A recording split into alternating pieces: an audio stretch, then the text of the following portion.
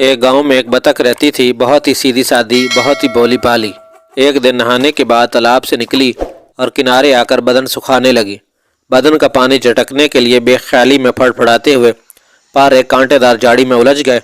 इत्तेफाक से झाड़ी के कांटे इतने नोकीले और टेढ़े मेढ़े थे कि पैर छुड़ाने की कोशिश में उसका तमाम बदन कांटों में बंध गया और वह बिल्कुल बेबस होकर इमदाद तलब निगाहों से चारों तरफ देखने और इस अजाब से निजात पाने के लिए खुदा से दुआएं मांगने लगी।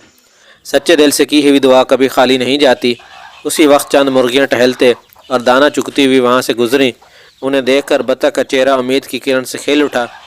उनके करीब आते ही वो उनसे मुखातिब करते हुए बड़ी आजिज़ी से बोली, बहनों, मैं इस झाड़ी के अजाब में इस बुरी तरह फंस गई हूँ कि खुद से निकल नहीं सकती। खुदा के लिए मुझे इस अजाब से निकाल दो। इनमें एक सुनहरी मुर्गी को बतख की इस बेचारगी पर बहुत ही तरस आया और वह अपनी तमाम साथियों को इमदाद देने वाली नज़रों से देखने लगी, लेकिन वो तमाम की तमाम मगरूर किस्म की मुर्गियाँ थीं। बतख की इल्तिजा सुनकर और सुनहरी मुर्गी का मतलब समझकर बुरे बुरे मुंह बनाने लगी।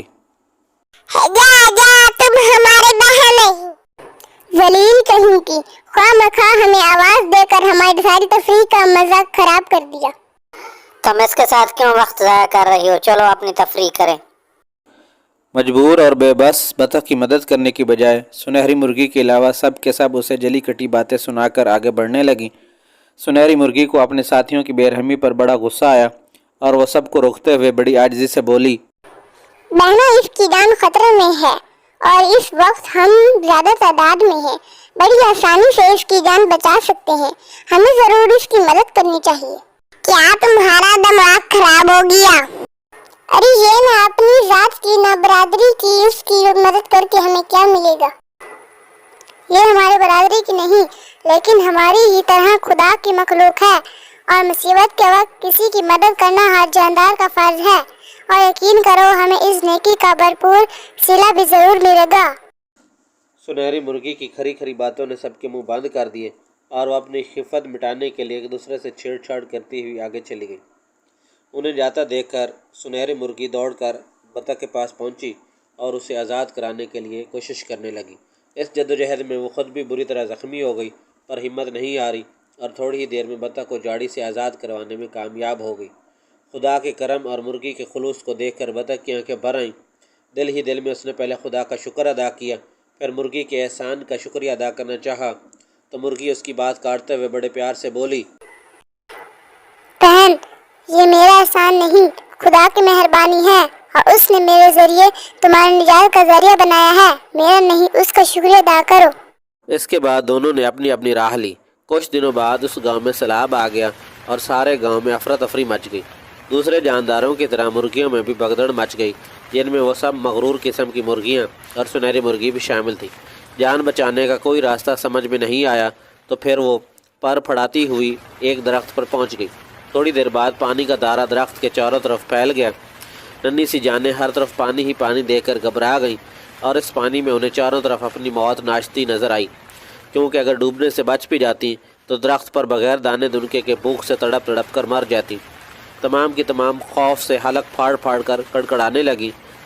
इस बेबसी पर सुनहरी मुर्गी को बतख का झाड़ी में फंसने वाला वाक़या याद आ गया और वह खुदा से अपनी और अपने तमाम साथियों की सलामती की दुआएं मांगने लगी। अभी थोड़ी ही देर गुजरी थी कि उन्हें बतख नज़र आई जो पानी पर तैरती हुई बड़ी तेज़ी से उसी दरख्त की तरफ आ रही थी। देखते ही देखते सुनहरी मुर्गी की खुशी की कोई इंतहा नहीं रही।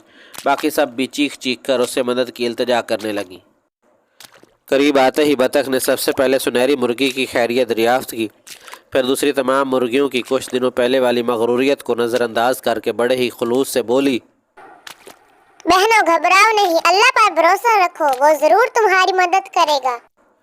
इसके बाद उसने सुनहरी मुर्गी को अपनी पीठ पर सवार किया और तेज़ी से खुशकी की तरफ रवाना हो गई।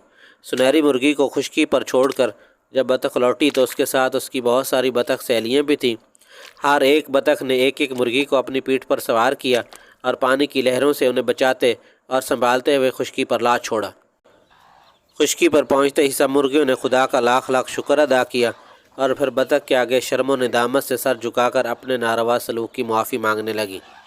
बतख बोली, बहनों, मुझसे माफ़ी मांग कर मुझे शर्मिंदा और गुनहगार मत करो। अपनी गलती का एहसास हो जाना ही सबसे बड़ी सजा और माफी है। बस आइंदा इतना याद रखना कि मुसीबत के वक्त किसी मजबूर बेबस के काम आना सबसे अजीम खिदमत और इबादत है।